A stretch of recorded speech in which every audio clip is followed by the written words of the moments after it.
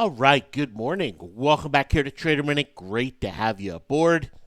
Mixed market out there this morning. We're seeing the indexes turn red here early on as, we just kind of see the same thing. Futures drift up overnight and, we see a gap up in the market and then the market opens and we see some selling. It has been this pattern now for a while and doesn't look like the pattern wants to break, at least not here today. And it's one where the selling today is still being driven by healthcare and small caps, and it's still intense. It's incredibly intense in that area right now, and the drug makers and all of that. It's one where Amgen, Gilead, and all of those are just getting shellacked, and it's one. It's not unusual for this sector to see big drops, come into play. But you got to think these stocks are now down for the year. I mean, Amgen's in the red for the year. You think about fund managers, right? You think about the environment that's been. Fund managers have been forced to chase in. They've been forced to enter in. They get a stock now that's turning red on the year. Are they going to be able to hold that? No, they're not, and so we're seeing some of that, some of that element really come into play aggressively, with the Amgens, the Gileads of the world, and they're going to have a bounce point, and they're going to snap back a little bit and all that, they always do, but they are in an absolute just sell blitz right now, and one that just doesn't look like it wants to let up. When you look at, some of the fears of the space and what's happening in the space, it's not something that's short term. It's not something that's a one-off. It is something that is feared will happen for a while, and this is the way the drug makers work, and they have for years. They rally as everyone realizes, wait a minute, the population is growing and aging here in the U.S., more pharmaceuticals, more drugs, all of that. Okay, you buy these stocks because this is great. They're going to need more. The demand's just going to keep on rising. And then we go through this period. Well, government's going to cut the prices. Government's going to step in and regulate pricing more. Government's going to do X, Y, and Z. And these stocks sell off, and it's one of these two stories that drives them from a sectoral standpoint, over time. And right now, it's in story two. It's in story two. Worried about government intervention, government stepping in and manipulating the pricing or dictating the pricing might be the better word here for Gilead and some of the other pharmas. But anyway, that's where it's at. That's where it's at right now. We just continue to see that blitz. And if you look at the IBB, which is the biotech ETF, a lot of these stocks are in the IWM. And so it's one where the lag in the IWM here over the last couple days, can be attributed to that move there in the IBB. But I find it interesting. We have the S&P pretty much hitting new highs and small caps pretty much not even close. It's very easy to make a negative divergence video on this market, or go and look at all the negative divergences that are out there, the bearish divergences that are out there, and maybe I'll put it together, but they're just plentiful. IWM is one of them, and but it's not slowing the overall market from or not creating a massive pullback in the overall market. Now I'm jumping on just a little bit earlier than than I would for the challenge here, and gonna wait the next 7 minutes to actually go and address the challenge. So we'll continue to keep that on the correct time here. But there are a few things I wanted to go out and look at here with you, and one of them is the economic data.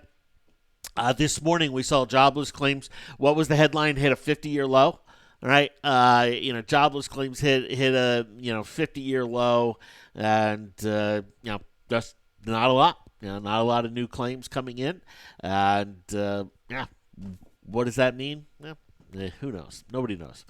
Jobless claims just isn't a number that I've ever seen any correlation in the market with. I've ever seen anyone really pay that close attention to. Yes, it matters, and yes, when it's on the rise, it's something that's a concern. But it goes hand in hand with some other data, and in and of itself doesn't say a whole lot.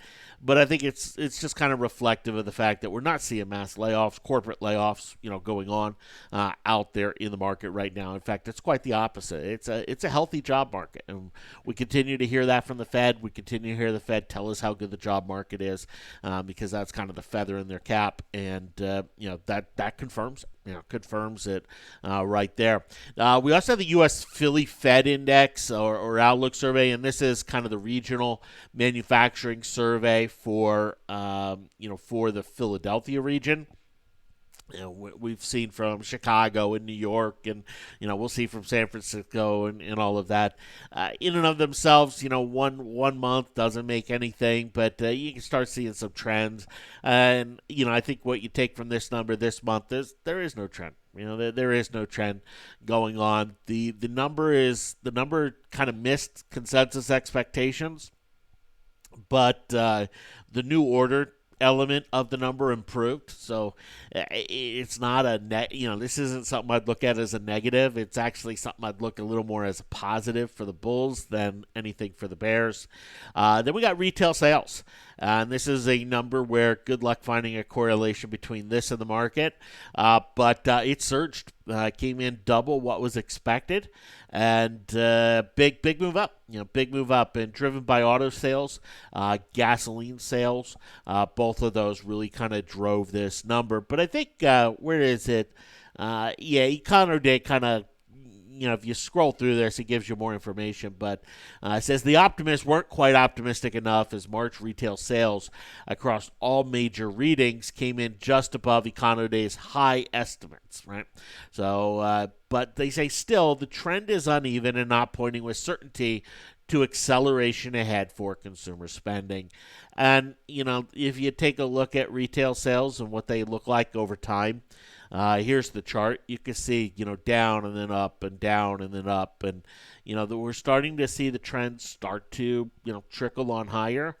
But it's nowhere near back to what it was last year. So, I'd look at this as a general positive for the Bulls, or a little more positive for the Bulls than, anything the Bears can kind of hang their hat on. But is it a huge piece of data? No, not really. It's not going to be game-changing in of itself. Now, for me, the most important piece of data is the PMI flash number. We got that about 15 minutes after the market opened this morning. And if we pull that up, you can see it came in at 52.8, which is below the consensus range and below the consensus estimate.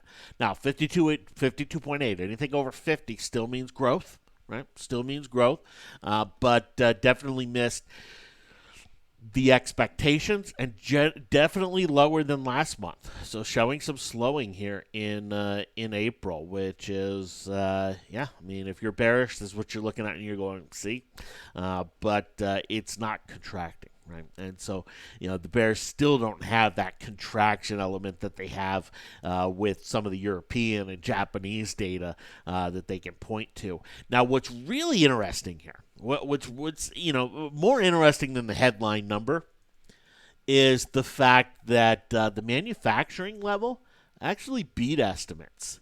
Right. Where we've seen weakness, globally, is in manufacturing, and what has been offsetting that weakness has been services. Well, the dip in the PMI is due to services, and manufacturing is kind of held on up, which is a change in what we have seen. We also saw this in the European data that we saw last night or early this morning. Is this enough to, give the Bears, something to really growl about? No, but can they point to it? Absolutely. Is it something that, we start to see that trend fall off? Yeah, it's slowing growth, but but still growth. It's still not in that contraction area. So anyway, that's the data here this morning and kind of how that sits. You can see, the market reaction. Is it really reacting to the data this morning? There's no volume bumps or anything like that to suggest, hey, this is, really reacting heavily to the data. But anyway, there's the data. All right, now challenge. All right, so here this morning, no new signals coming in. GOLD is very close to a bullish signal, but isn't quite there. Here this morning, and one that we'll see where it kind of ends up this afternoon and everything else. But this is one that could possibly be or turn into a bullish signal. We got the bullish signal on it on Monday. It didn't follow through. We saw 2 days worth of selling. It didn't quite trigger a bearish signal. It's not quite triggering a bullish signal yet, but it could be very close if the stock's able to hold up here today. But we will see. There's really not a lot that's really close out there. To a signal and to saying, hey, you know what, this is a bull signal or this is a bear signal. J&J could potentially turn into a bearish signal here by the end of the day. This is one that we saw this kind of move back above 50. Mentioned, this could turn into a bullish signal. It just hasn't. A bullish signal hasn't materialized, but we are seeing, we're seeing a pullback today. We're seeing, the stock move below the 3 and the 7 and the 20-day moving average, which are key elements for a trigger. It's not quite a lower high, right? So that does limit some of the potential for it to trigger. But it is one of the few that has the potential here, that I saw this morning going through the watch list. So no new triggers here this morning. We're still on pace, from a trigger standpoint. It's on the pace that I expect that we'll see. That I expect emerges this kind of 4 to 6 a week. And, we've had 1, 2, this is day 6. We've had 4 signals in the last 5 trading days, and that's about, that's kind of on the low side, but about what I'd expect with a market that's not really got a lot of juice or a lot of movement in it here itself. So no new trade to make. So we go to our test basket. We have Netflix in the short-term options. We don't have Netflix in the longer-term option, right? It was just priced out of our range for the longer-term option. So the short-term option here, our stock exit level is 363.06. So let's go take a look at where Netflix is. Netflix is trading at 355.50. So we're not even close. We're $8 away from any sort of stop out, and we're not anywhere near our profit level of 331. So 331 for to visualize it is right down here.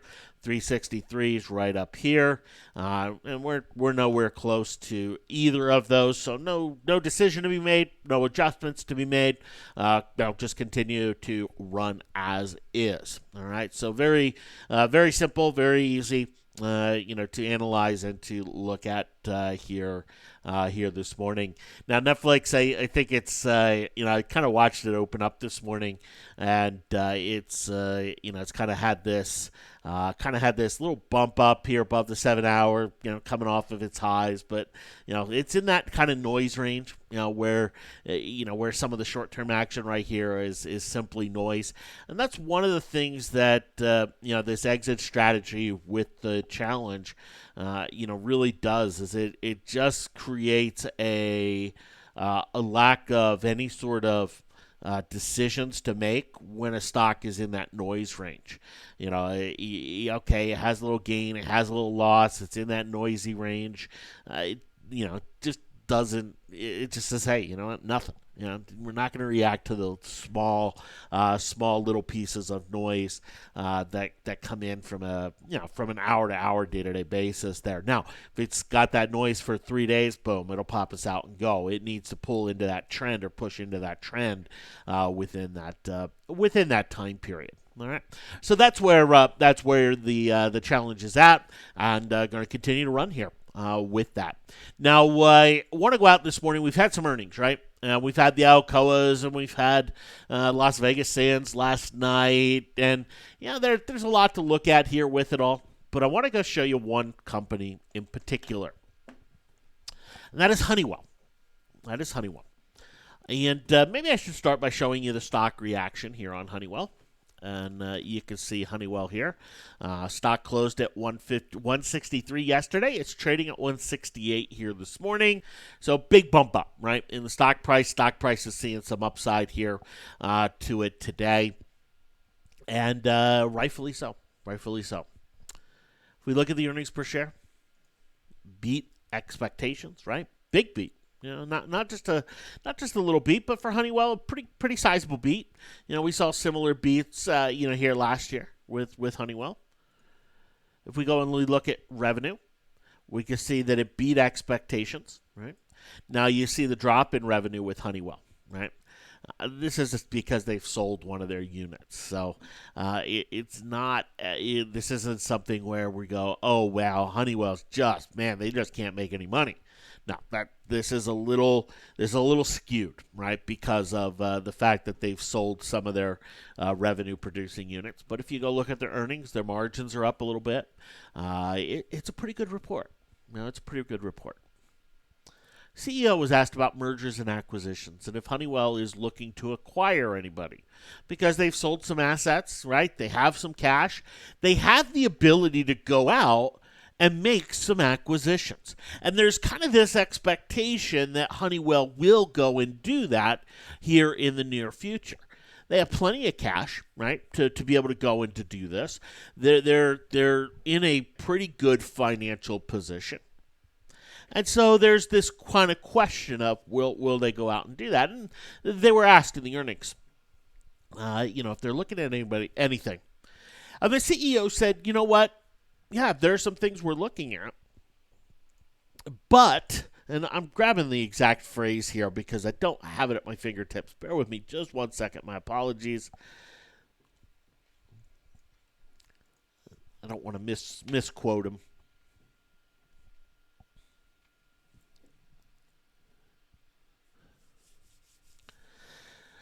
He says that mergers and acquisitions in the current environment are very challenging with respects to valuations. Very interesting comment. Says, hey, it's tough to go out and decide who we want to acquire or who we want mergers with because of the valuations here. It's tough to assess. And it's interesting that he should say that. Why? Because the overall market's struggling with that in a big way. What valuation do we give on some of these things?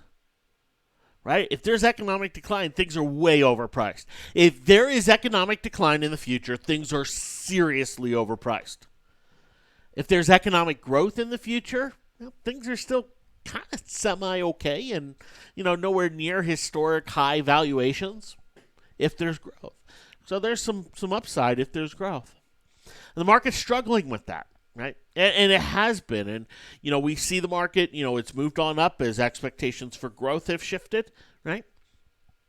And for many, it's kind of overshifted here. It's just kind of overcooked. But, this idea of valuations are tough to assess. Well, instead of going and looking at the companies that Honeywell is going to go look at to possibly buy and looking at the valuations, let's go look at the valuation on Honeywell. Because this is indicative of a lot of stocks that are out there. And I'm going to come in and we're going to chart the fundamentals. We're going to look at three metrics. We're going to look at price to earnings, right? Which, probably the most boring metric. Price to sales, right? Probably the most interesting metric. And we'll look at price to book, right? Price to book. So let's take a look at these three. Let's start with PE ratio. PE ratio on Honeywell is 18.6. Okay. Does it mean a whole lot? No, it doesn't. If we go back over the last 10 years, this has been about the norm level for Honeywell. You can see it had a big PE bump as, it went through kind of this merger acquisition stuff. But there's nothing in the PE ratio to say, well, this stock's expensive or this stock is cheap. It's just there. It's kind of where it normally is and just kind of sitting there. So, as I mentioned, nothing too interesting there from a, PE ratio, price to earnings. If we go to price to sales, now we start to get interesting. The price of Honeywell relative to its sales is 3. It's trading at a multiple of 3. Why is that interesting? Well, because it's a historic high for Honeywell. If we go back over Max, Honeywell's never traded at a 3 price to sales. I mean, back in 2000, it was a price to sales of about 1.8. Back in 2007, it was a price to sales of about 1.3. Its price to sales number is historically high and has been now for a while. You say, well, has something shifted? Yeah, investor mentality over Honeywell and what Honeywell is. They're willing to give it this much more premium price to sales valuation. But then let's get to price to book. When we're talking about mergers and acquisitions, this is a big number. Look at Honeywell. Price to book is 6.7. Why is that interesting? Well, in 2007, the price per book was 5.6, and in 1999, 2000, price to book was 6.6.